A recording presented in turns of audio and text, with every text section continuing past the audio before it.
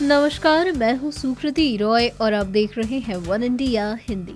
कांग्रेस अध्यक्ष राहुल गांधी ने अपनी परंपरागत संसदीय सीट अमेठी के साथ केरल की वायनाड सीट से भी लोकसभा चुनाव लड़ने का फैसला किया है। राहुल के इस फैसले को अब विरोधी दल उनकी कमजोरी बता रहे हैं। भारतीय जनता पार्टी के नेता और केंद्रीय मंत्री रविशंकर प्रसाद ने चुटकी लेते हुए कहा है कि कांग्रेस अध्यक्ष राहुल गांधी अमेठी में असहज, असुरक्षित और असहाय महसूस कर रहे हैं। लेकिन क्या वाकई राहुल गांधी के लिए अमेठी में अपने परिवार की विरासत को मजबूती से आगे बढ़ाना मुश्किल हो गया है, या फिर उन्होंने दक्षिण की राजनीति में पार्टी को गति देने के मकसद से एक और सीट से चुनाव लड़ने का निर्णय लिया है? अमेठी संसदीय सीट को कांग्रेस का अभेद्य किला माना जा रहा है। इस लोकसभा सीट पर अब तक 16 आम चुनाव और 2 उपचुनाव हुए हैं।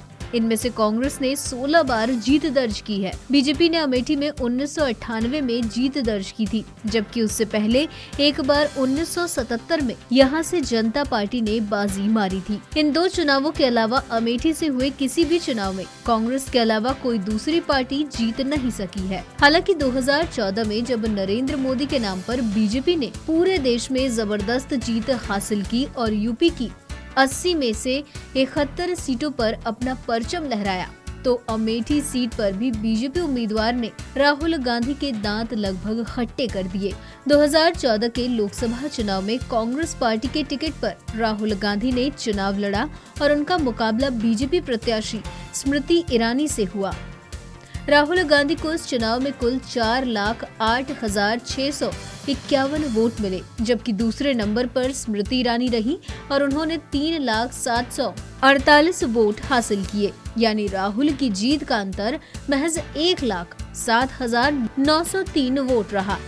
यूँ तो 1 लाख से ज्यादा मतों की जीत भी कम नहीं मानी जाती, लेकिन राहुल गांधी के पूरे करियर में उनकी जीत का ये मार्जिन सबसे कम था।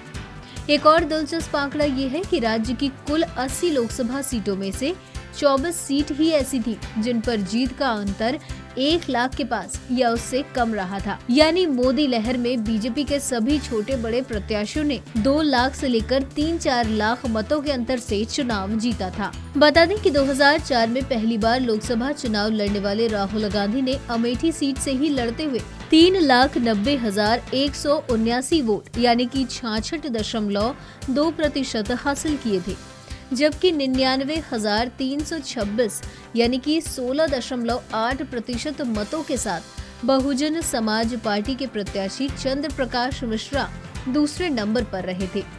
वहीं तीसरे नंबर पर बीजेपी के रामविलास वेदांती रहे थे और उन्हें कुल 55,438 यानी कि 9.4% वोट मिले थे।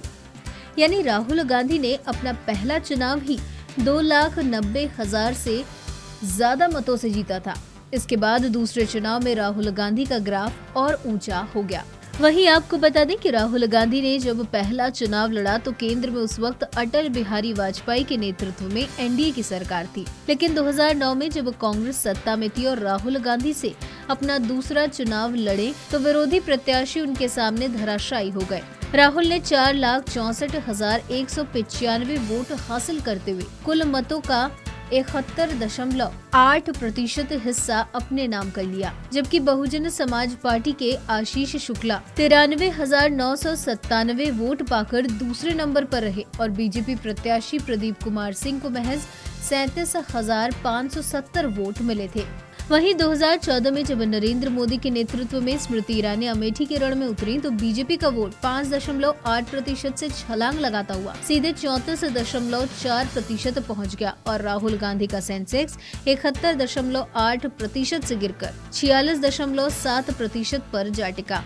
दरअसल अमेठी लोकसभा सीट पर दलित और मुस्लिम मतदाता किंग मेकर की भूमिका में हैं। यहाँ मुस्लिम मतदाता 4 लाख के करीब हैं और तकरीबन 3.5 लाख वोटर दलित हैं।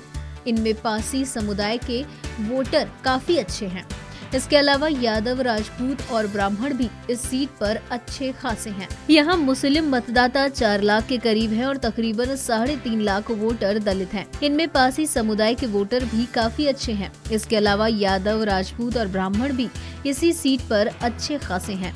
सपा अमेठी से अपना प्रत्याशी नहीं उतारती है और इस बार गठबंधन लड़ रही बसपा ने भी अमेठी से कोई प्रत्याशी न उतारने का निर्णय लिया है। ऐसे में कांग्रेस इस समीकरण को देखकर राहत की सांस ले सकती है कि अपने परंपरागत मतों के साथ इस बार राहुल गांधी दलित और यादव समाज का अच्छा वोट पाकर अपने विजय रथ को जारी रखने में कामयाबी हासिल कर सकते हैं। लेकिन इस सिक्के का दूसरा पहलू भी ये है कि दलित का जो रुझान बीजेपी की तरफ देखा गया है, वैसे में अगर बीजेपी बसपा और सपा से जुड़े वोटरों को अपनी तरफ खींचने में कामयाब हो पाती है तो राहुल गांधी के लिए अमेठी असुरक्षित बन सकती है। फिलहाल इस वीडियो में इतना ही। ऐसी ही कई अन्य जानकारियों के लिए बने रहिए हमारे साथ।